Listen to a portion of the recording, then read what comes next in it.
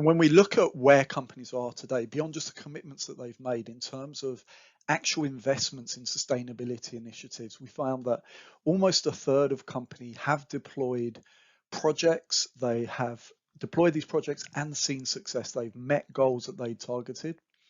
However, an additional fifth of companies that had moved to deployment had found that they weren't meeting goals.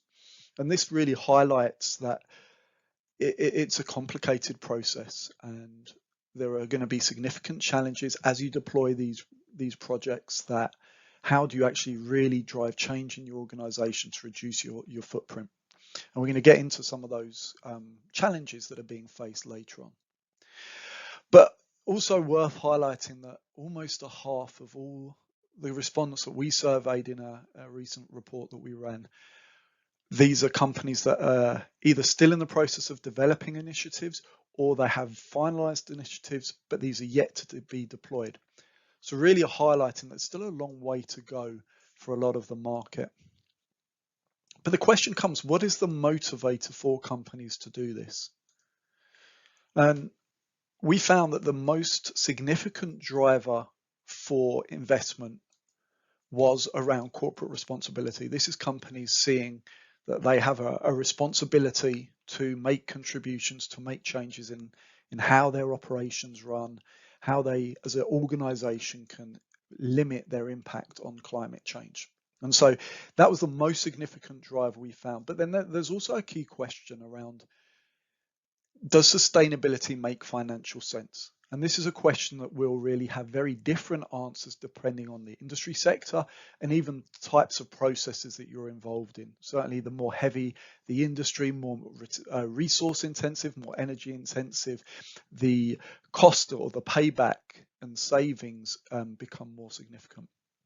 We found that the second most significant driver for investment was actually improving performance. So as you make investments in sustainability, this can help in terms of reducing things like unplanned downtime, improving efficiency of your plants. Another element obviously is cost savings. As you start to reduce your energy consumption, reduce the waste of material, that has significant impact on your cost savings as well. Now, there was also a final element that was external pressures, and it's still very highly ranked by companies, slightly below the others, but this is the pressure from stakeholders.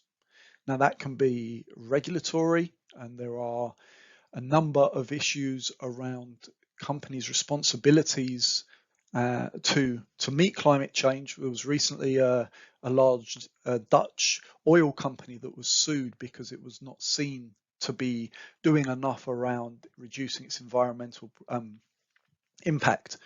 And so there's these pressures, but then also there's growing stakeholder pressure, where not just from the shareholders demanding more sustainable companies, but also internal stakeholders as well. Now, here we see that one of the biggest challenges in industry at the moment post-COVID is recruitment.